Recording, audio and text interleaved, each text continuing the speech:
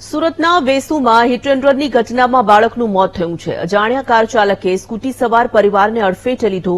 ઘટનામાં 7 વર્ષના બાળકનું ઘટના સ્થળે જ મોત નીપજ્યું।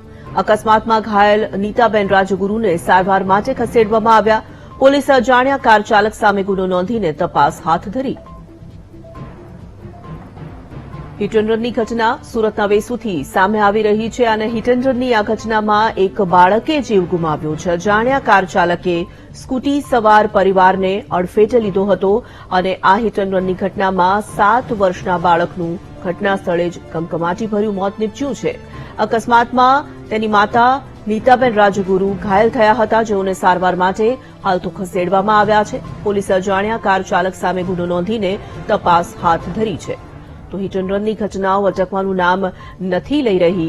બેફામ રીતે કાર ચલાવતા જે કાર ચાલકો છે તે અનેક લોકોને અડફેટે લેતા હોય છે। આ પ્રકારના અનેક કિસ્સાઓ સામે આવતા હોય છે અને સુરતના વેસુમાં વધુ એક હિટ એન્ડ રનની ઘટના સામે આવી રહી છે।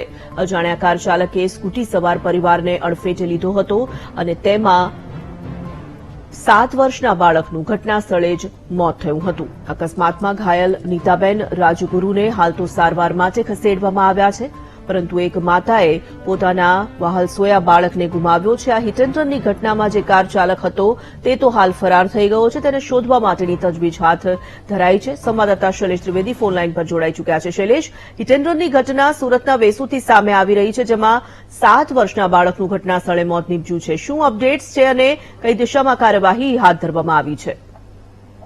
સુરતના વેસુ વિસ્તારમાં એસપી જૈન જે સ્કૂલ કોલેજ આવેલી છે એની નજીકના વિસ્તારની આ ઘટના સામે આવી છે, જેમાં એક અજાણ્યો ઇકો કાર ચાલકે એક ઈ બાઇક ઉપર જઈ રહેલા માતા પુત્રને અડફેટે લીધા હતા। તેમાં જે બાળક છે 7 વર્ષનું, તેનું ઘટના સ્થળે જ મોત થયું હતું અને એમની માતાને ગંભીર ઈજા થતા સારવાર હેઠળ દાખલ કરવામાં આવ્યા છે। હાલ ઉમરા પોલીસે સમગ્ર ઘટનામાં આસપાસના વિસ્તારના સીસીટીવીના આધારે તપાસ શરૂ કરી છે અને કાર ચાલક કોણ છે તેની શોધખોળ શરૂ થઈ રહી છે।